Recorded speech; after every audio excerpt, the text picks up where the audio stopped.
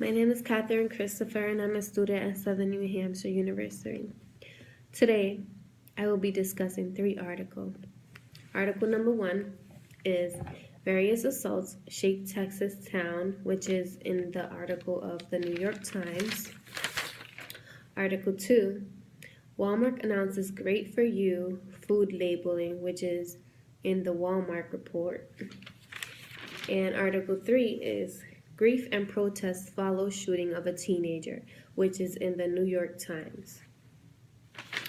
To start off, on the first article, this article I would say is very credible because it gives us information on all the action that was taken and as well as what happened to the victim. A lot of evidence was given to us from step 1 to step 2, how many people were involved, as well as a video, which was how the police had found out about this incident that had happened with these youth. Verification is the video, I would say, because without the video, we wouldn't know that it was actually a rape. A lot of articles out there can be biased, and we wouldn't honestly know without evidence. Evidence is the key of knowing if something actually happened or is going to happen.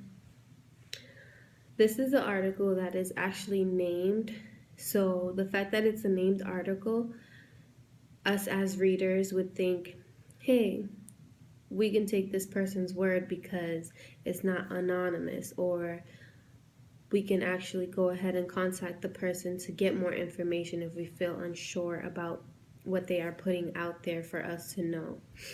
That's like, for instance, anything we read on a newspaper, we go based off what's on the actual paper. But if we actually sit there and think about it, we'll tell ourselves like, how do we know that A didn't happen before B? Or did C happen because of X, Y, and Z? Now, for Article 2, Walmart announces Great For You for food labeling. I would say this is pretty credible, but then again, it's kind of confusing. I say credible because it's stating how it's a healthy food for everyone, and they've been working on it to get the product out there for people to actually eat it.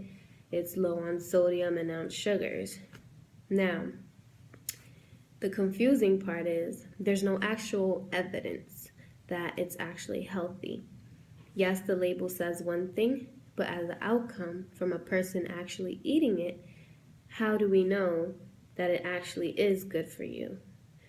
I would say that this article needs a little bit more information, while the video needs more information, because it would help us as an audience to feel more credited on believing what the author is saying if a person would actually give their own personal experience on it, such as, I've been eating Great Value For You for 2 months.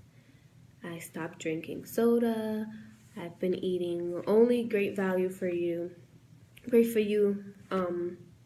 products, and my weight has gone from 300 to 200. It's just an example. An evidence for this would be really helpful. This is actually one source. It doesn't have many sources within the one source, and it is also a named article. So again, we would think that since it's a named article, it would be great for us to actually get the information that we need instead of having to question ourselves on what we just read or what we just were informed on video. Our last video that I will be talking about is Grief and Protests Follow Shooting of a Teenager in the New York Times. This article, I would say, is not as credible because it gives the family's point of view and the news. I would say evidence would actually support it more because it would be helpful if we knew what the victim was doing and the officer before the actual shooting had happened. so not a lot of evidence is given on this. There are actually more sources that are within this source, which is the NAACP, and another article which is about a recent death.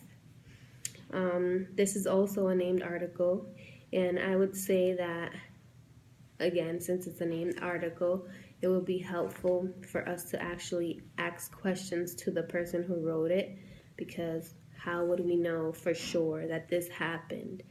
And how do we know that what you're telling us is not an actual lie? So these are my wrap up for the 3 following sources that I just read and watched. Thank you.